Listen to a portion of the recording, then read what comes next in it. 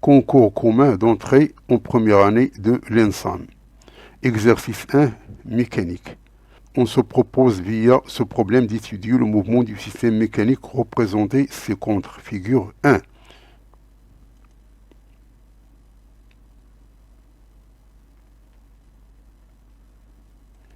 Constitué de deux poulies, P à deux gorges, deux rayons R1 et R2, et d'un moment d'inertie G delta par rapport à l'axe, delta passant par le centre, deux corps sphériques S1 et S2 de masse M1 et M2, attachés à la poulie par des fils 1 et 2, inextensibles et sans masse, un fil de torsion de constante C attaché à la poulie. On note X1, X2, θ, le déplacement de S1, S2 et P, c'est-à-dire la poulie, respectivement par rapport à leur position d'équilibre. On suppose que la position d'équilibre de la poulie correspondant à θe égale à 0 et que les frottements sont négligeables. On écarte le corps S1 de sa position d'équilibre vers le bas d'une distance qui vaut R1 et on le lâche sans vitesse initiale. L'instant initial t égale à 0 correspondant au passage de S1 par sa position d'équilibre pour la première fois. On donne G, elle est égale à 10 mètres par seconde carré.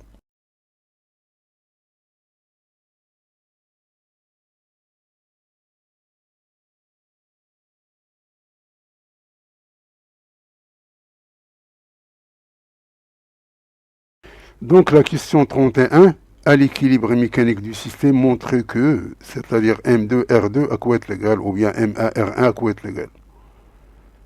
Et ici, il faut trouver l'équation différentielle régie par θ.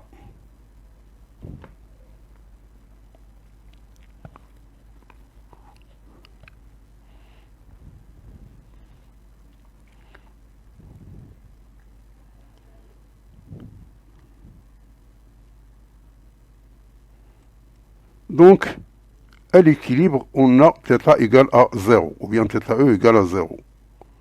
Donc, le moment du fil de torsion, il est nul. À l'équilibre, il est nul. À l'équilibre, la somme des moments des forces de pesanteur par rapport à l'axe de la poulie, il est nul. Par rapport à l'axe de la poulie, ici, c'est-à-dire les moments des forces de pesanteur, c'est-à-dire P1 et P2. Donc, le corps S2, il tire vers le bas, ce qu'on appelle le bras de l'évier, avec R2 ici. Et S1, il tire dans ce sens. Donc, θ1, elle est liée au corps S1. S1 a un poids P. Donc, on projette le P sur cet axe et sur cet axe. Ce qui nous intéresse, c'est cet axe ici. On aura donc T1, elle est égale à, puisque T1 avec mg sinus alpha. C'est-à-dire que T1, elle est égale à mg sinus alpha. Donc ici, on voit que le système, il tourne dans ce sens. Et que la somme du moment est égale à 0. C'est-à-dire que T2 fois R2 moins T1 fois R1, elle est égale à 0. C'est-à-dire que T2 fois R2 et T2, elle est égale à M2G. Ici, c'est tout simplement ici, il y a un poids P2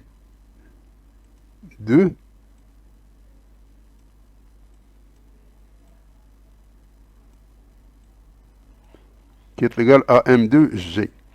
Et ici, puisque la rotation se fait dans ce sens, donc ça c'est moins T1 R1. Et T1, elle est égale à mg sinus alpha. Donc on aura donc ceci, la somme égale à 0, c'est-à-dire que M2G R2, elle est égale à M1G R1 sinus alpha. On simplifie par G, on trouve que M2 R2, elle est égale à M1 R1 sinus alpha. Donc il faut cocher la réponse A, qui est la réponse juste.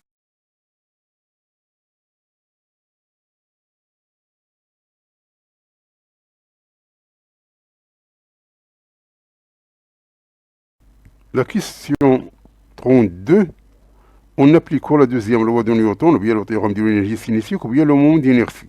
Donc, vous avez le choix. Donc on a le moment d'inertie équivalent, qui est égal au moment d'inertie du poulie, M1 et M2, et le moment ici donné par le moment d'inertie G delta par rapport à son axe horizontal. Donc,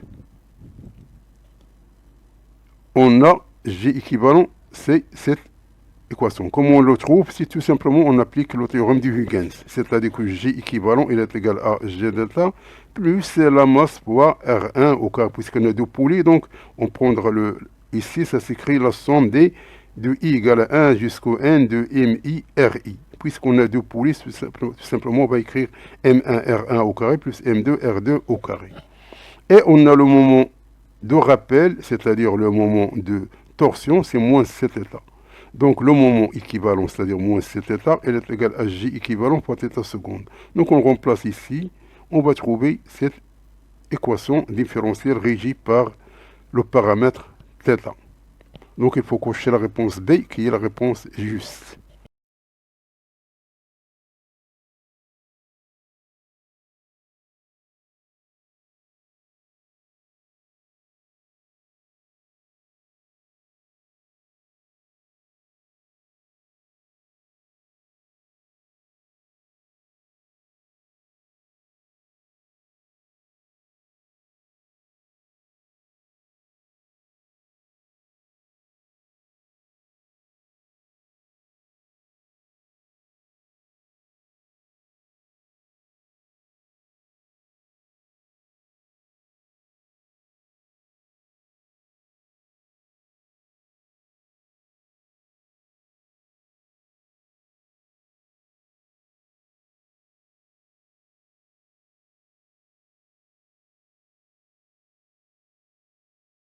La question 33, la période d'oscillation du système A. Et la question 34, le déplacement x2 du corps S2 au cours de son mouvement A. C'est toujours, on parle de ce croquis ici.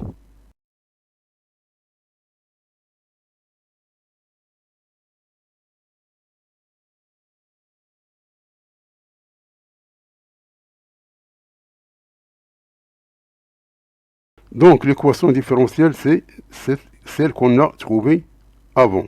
Donc ça, c'est la pulsation au carré. Donc, oméga 0 au carré, elle est égale à C sur cette expression ici. C'est-à-dire l'inverse, c'est égal à ça. Donc, on va enlever le carré, donc c'est un racine. Et on sait que T0, c'est 2 pi sur oméga 0, donc on va trouver cette expression ici. Donc la réponse, c'est B.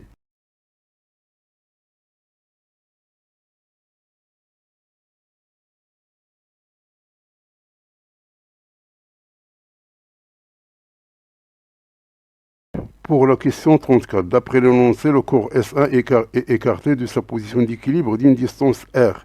Cette R, c'est tout simplement R1. Enfin, on va la remplacer par R1. Puisqu'ici, il nous a dit ça, ici. C'est ça. On écarte le corps S1 de sa position d'équilibre vers le bas d'une distance qui vaut R1. Maintenant, je vais l'appeler R, puis R est égal à R1. Le corps S1 est écarté de sa position d'équilibre d'une distance R vers le bas et lâché sans vitesse initiale. Si l'on prend t égale à 0, au moment de lâcher, les conditions initiales sont donc x1 au point 0, c'est R, écart maximal, et x point, c'est-à-dire la dérivée c'est 0. Donc pour x1, la solution générale de l'équation, c'est cette. Donc cette équation a pour solution θ de t est égal à a cosinus oméga 0 plus b sinus oméga 0 t. Donc la dérivée, c'est cette expression-là.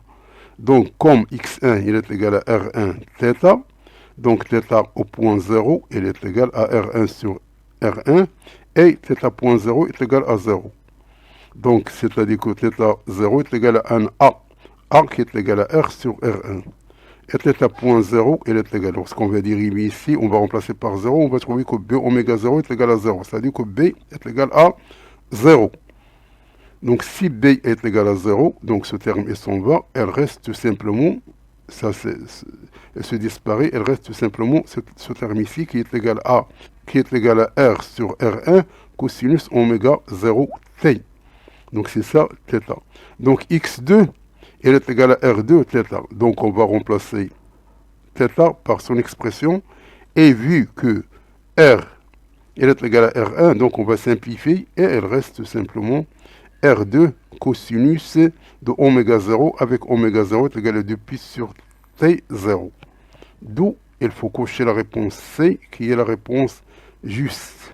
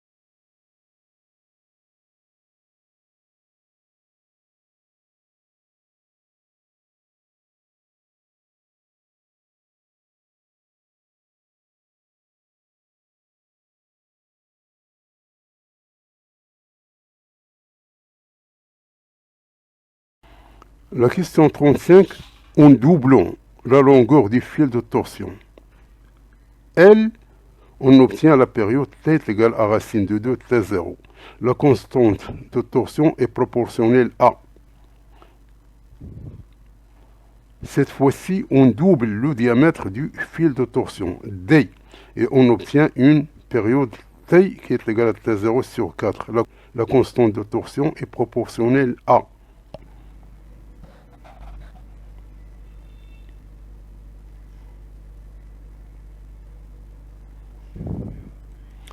Donc, on a une fameuse équation, c'est-à-dire que C elle est proportionnelle à D à la puissance 4 sur L. Donc, si on double le L, L est égal à 2L, on aura C', elle est égale à C sur 2. Et vu que T0, la période T0 est égale à 2 pi sur oméga 0, avec C, elle est égale à cette expression. C'est-à-dire, au lieu de oméga 0, on a un T qui est égal à oméga 0 prime. Donc T, il est égal à ce terme qui est constante sur C'. Et C', il est égal à C sur 2. Donc une fois on remplace ici, on va trouver que T, il est égal à racine de 2 T0. C'est-à-dire, on va trouver cette expression ici. Donc, puisque cette expression, elle est valable, donc en doublant le L, alors C reste inversement proportionnel à la longueur L, car C est inversement proportionnel à L. Donc, C' reste inversement proportionnel à la longueur L. Donc, il faut cocher la réponse B, qui est la réponse juste.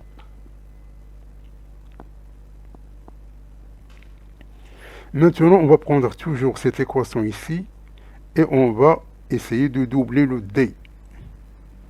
Donc, si on double le D, alors on aura C' est égal à 16 fois C. Donc, de la même manière, on a ici un C, on a un C'. C', on va le remplacer avec 16C. On va trouver que ceci est égal à 1 quart qui multiplie la période propre T0, c'est-à-dire égal à T0 sur 4. Donc, c'est compatible avec les données. D'où, puisque C elle est proportionnelle à D4, alors C', elle reste proportionnelle à D4 malgré qu'on a doublé le diamètre. Donc il faut cocher la réponse D qui est la réponse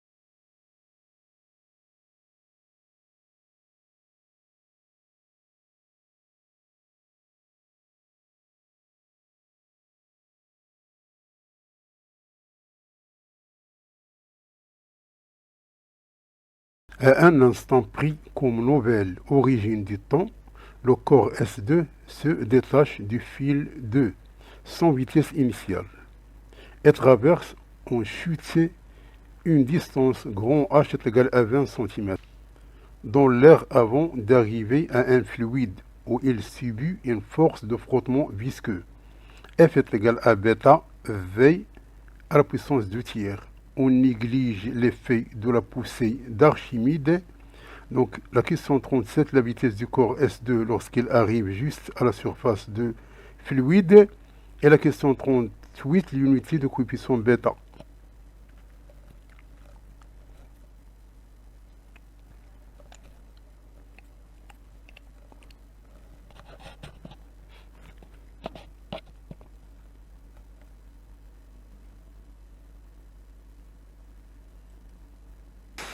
Donc la vitesse à la surface du fluide. Donc la chute, il est libre sans vitesse initiale. Donc avec H est égal à 20 cm, avec H égale à 0,2 mètres. Donc par application du théorème de l'énergie cinétique, alors delta EC est égal au travail de P, c'est-à-dire 1 demi mv au carré est égal à mg fois H. Donc V est égal à 2GH racine, donc elle est égale à 2 mètres par seconde. Il faut cocher la réponse B, qui est la réponse juste. Ici, c'est tout simplement, on a F qui en newton est égal à bêta et le V est en mètres par seconde. C'est-à-dire qu'on a bêta est égal à F sur V à la puissance 2 tiers. Donc c'est N sur mètre seconde à la puissance 2 tiers. C'est-à-dire ça c'est le newton, ça c'est puisque 2 tiers, lorsqu'il va se trouver au numérateur, ce sera égal à moins 2 tiers. C'est-à-dire on a inversé le mètre par seconde. C'est seconde sur mètre. 2 à la puissance 3. Donc il faut cocher la réponse D.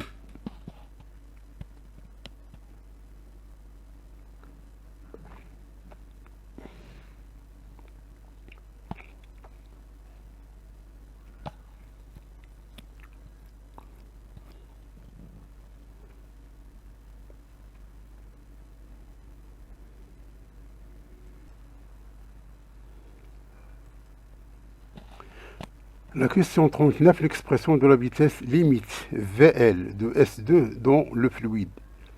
Et la question 40, en doublant le rayon du corps S2, on obtient une vitesse limite 8 fois plus grande que celle obtenue précédemment. Le coefficient de frottement visqueux bêta est alors proportionnel à.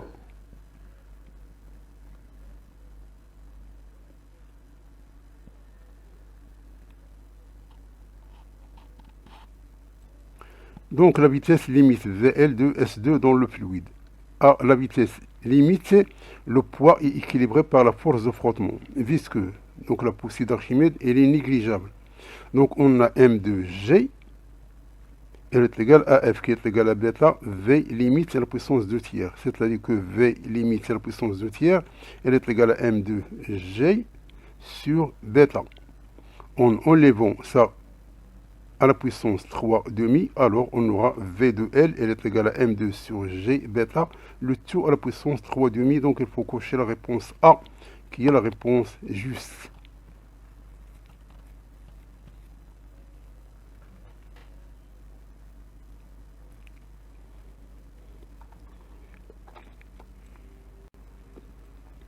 La question 40. Donc, proportionnalité de bêta avec le rayon R. Pour une sphère, alors la masse est égale à 4 tiers PR3. Donc on a R' est égal à 2R, parce qu'on a doublé le rayon. Donc M', elle est égale à 4 tiers PR'3. R', on va la remplacer par 2R. Ceci nous donne que M', elle est égal à 8M. Donc on a un nouveau vitesse limite, ça c'est nouveau. VL nouveau, qui est égal à 8VL, ça c'est l'énoncé.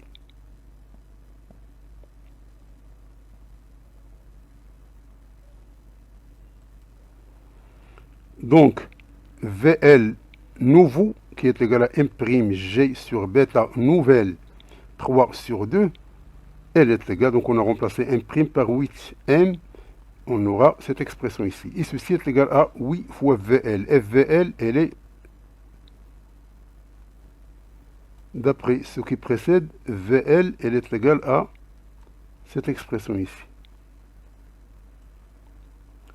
Donc, on aura donc 8 sur Bn, parce que on va simplifier avec le M et le G ici. Il reste 8, 1 sur bêta, 3 à la puissance 2.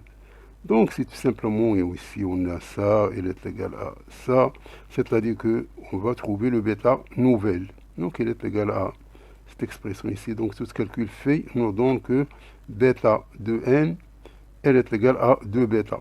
Et puisque bêta, elle est proportionnelle à R, donc bêta prime, il est encore proportionnel à R. Donc, il faut cocher la réponse C, qui est la réponse juste.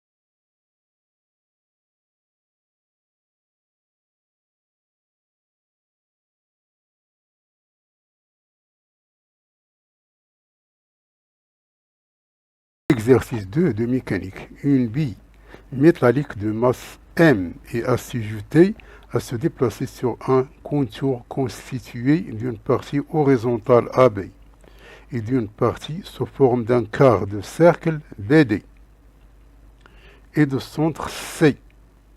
On suppose que le mouvement sur la partie circulaire s'effectue sans frottement, tandis qu'il s'effectue avec frottement sur la partie horizontale. La bille est lancée au point A avec une vitesse VA. Donc L, elle est égale à 2R. Ça, c'est R.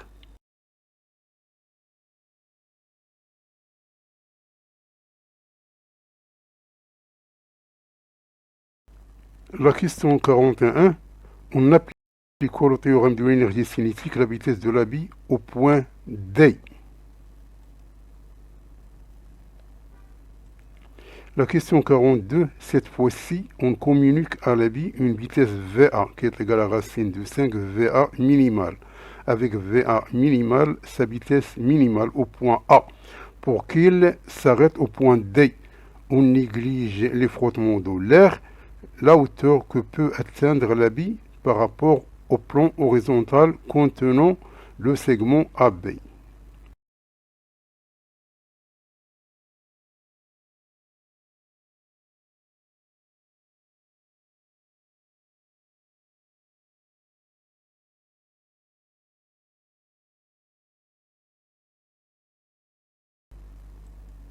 Donc voici le schéma, on applique le théorème de l'énergie cinétique entre A et D. Donc delta E7 égale au travail de poids plus le travail de la force de frottement. C'est-à-dire ici on a 1 demi 1 VD au carré moins 1 demi 1 VA au carré, c'est-à-dire 1 demi 1 facteur de VD au carré moins V de A, le travail de P et le travail de la force de frottement. Donc le travail de P, c'est parce que le travail de A à B, c'est 0, puisque P elle est perpendiculaire au déplacement. Ça, c'est au niveau entre B et D. Entre B et D, c'est égal à moins mgr. Et la force de frottement, c'est moins F fois L. Avec L, elle est égale à 2R. Donc on a cette écriture ici, on va remplacer le L par 2R. Alors on trouve que V de D, elle est égale à cette expression ici. Donc la réponse, c'est la réponse C.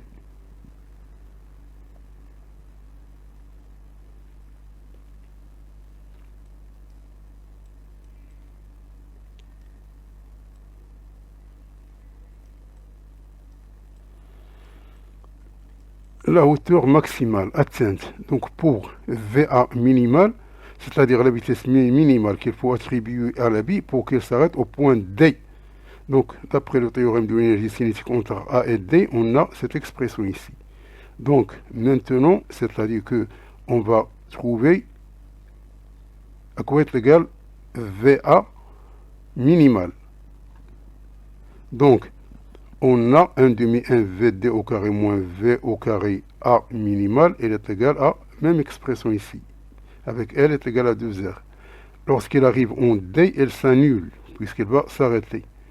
Donc, on va tirer VA minimal au carré est égal à cette expression ici.